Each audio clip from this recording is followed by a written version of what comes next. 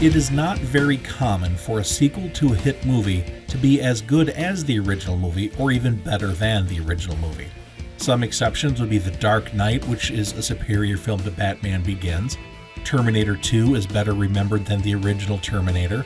I personally prefer Aliens over the original Alien. There are other examples, and I think Lethal Weapon 2 might just fall into this category. I don't think it's quite as well remembered as the original film, but I think Lethal Weapon 2 deserves its props as a successful sequel. So let's get into it. Why is Lethal Weapon 2 one of the better sequel movies out there? Before we get started, my name is Eric Wilfred Watson and you're watching the Sound and Fury YouTube channel. You can support this channel by hitting that like and subscribe button, and also if you go to Amazon.com, you can purchase my novel Judas Kissed and Becoming Quincy. Lethal Weapon 2 had an uphill battle to climb in order to reach what the original movie did. But did it succeed? Well, the answer is yes and no. The original Lethal Weapon movie had Martin Riggs, a suicidal cop who lost his wife and was feeling depressed, but by the end of the movie, he seems to have gotten over his issues, in large part with the help from his partner, Detective Murtaugh. They developed a bond in the first movie. With the second movie, that relationship having been established in the original movie, they can get going with the action right away, and the movie wastes zero time getting into it. You see Mel Gibson punching the ceiling of a car going, "Woohoo!" As they're driving super fast in a high-speed chase, they go right into the action. They don't even have opening credits. It's just the movie begins, we're already in the thick of it. We don't know all of the details. We don't know who the bad guys are, but it's pretty clear that they're very dangerous. We get a helicopter with a machine gun. And it all culminates in a car crash where the bad guy's vehicle is discovered to have been filled with gold coins. And thus begins the mystery of the film. What are these gold coins all about, and what is going on? It turns out that a South African diplomat is a drug dealer, and he has diplomatic immunity. So that's the plot of the movie, trying to get around the diplomatic immunity and trying to get the bad guys before the bad guys can get the cops. Once the South African drug lords realize that the cops are onto them, they start killing cops. So obviously, Riggs and Murtaugh are put in danger. There are a lot of interesting sequences in the movie that are fun and hold up over time. Of course, there's the famous bomb in the toilet sequence, which of course was parodied in Loaded Weapon 1 starring Emilio Estevez and Samuel L. Jackson. What's wrong? Nothing. Taking a shit. Lethal Weapon 2 succeeds in a couple of areas. Number one, it improves upon the villains of the first movie. Gary Busey was a henchman of the bad guy of the original film, Mr. Joshua, but Gary Busey's Mr. Joshua wasn't the main villain. Now, when the henchman outshines the villain, that's not a good sign that you've written a great villain. The villain in the original Lethal Weapon movie was actually somewhat forgettable. What was great in the original movie was the character development and how Murtaugh and Riggs became friends. This movie continues that, where the friendship grows and deepens. The other reason the movie succeeds is because the characters are already the characters we know from the original film. One of the reasons The Dark Knight is a superior movie to Batman Begins is because Batman is Batman through the entire movie. Likewise, in Lethal Weapon 2, Riggs and Murtaugh are already the characters we know. We still get character development and we still get interesting dialogue establishing who these people are, so you don't need to have watched the first movie to watch the second movie, but it's great to see the characters being who they are right from the beginning through the end of the film. It saves time for more interesting things like more action sequences and more character development and more time spent with the villains. The villain has more dialogue, the villain has more stuff to do, the villain has a more well laid out plan. The third reason this movie works really well is because it introduces a new character in the form of Leo Getz. Okay, come on. Hey, loosen up a little bit, you guys. Come on, we're going to be together a long time. Played by the one and only magnificent Joe Pesci. Leo Getz is annoying. He's sort of the Jar Jar Binks of the movie, but that's okay. He's actually quite a likable character, even though he's extremely annoying. As a matter of fact, you actually feel somewhat sorry for Leo Getz, as Murtaugh and Riggs don't treat him very well. It's actually a little off-putting. He attaches himself to these two people because they're his protectors, and as annoying as he is, the three of them do develop a bond throughout the film, which is rather fun to watch.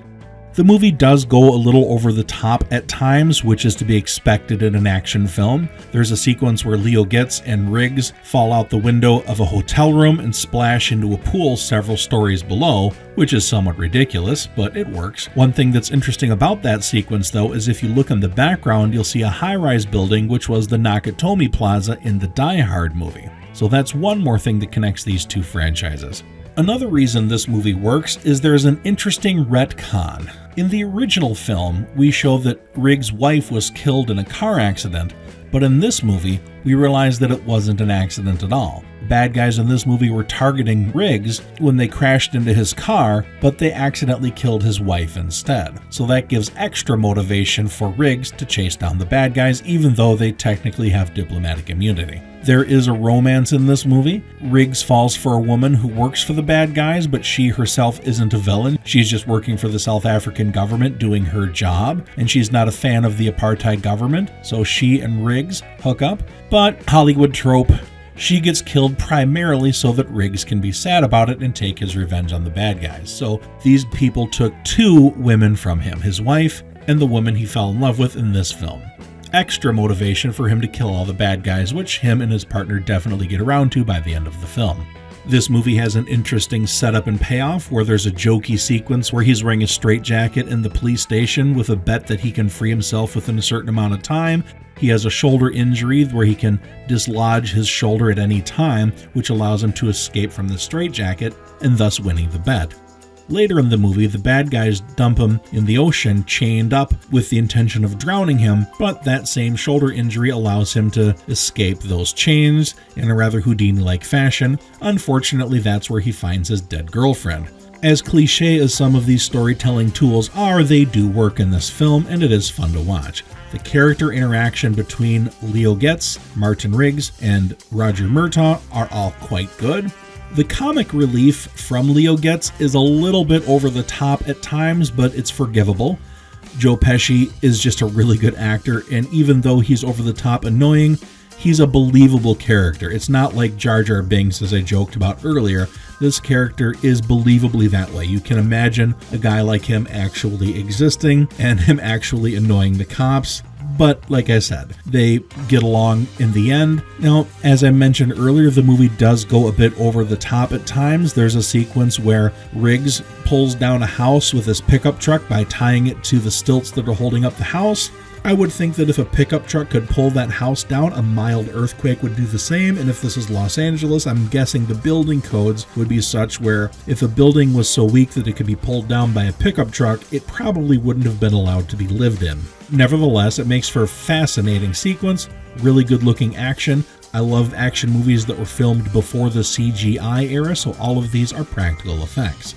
The movie's climax is in a cargo ship where there's lots of shootouts, and Mr. Diplomatic Immunity gets shot and killed. He can't be prosecuted, but he can definitely get shot. Unfortunately, Riggs is also shot and apparently dying in Murtaugh's arms until he makes a joke about quitting smoking. Those things will kill ya. So we know that he'll be okay despite having been shot. And of course, in subsequent sequels, there's barely a reference to him having been shot here.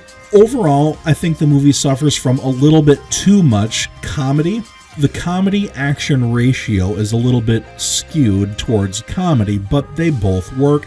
I wish there was more of an emphasis on action and character development and plot, and a little bit less on trying to make the audience laugh, but it was a feel-good movie. Even though it had lots of graphic violence and death and killing and shooting, it's fun to watch. It's not intended to be graphic and horrific. It's not a super gritty movie. It's not as gritty or dark as the original film, but it is more fun. So in that sense, it's a superior film. It's more fun to watch. It has more action. The characters are more developed, which makes it a superior film.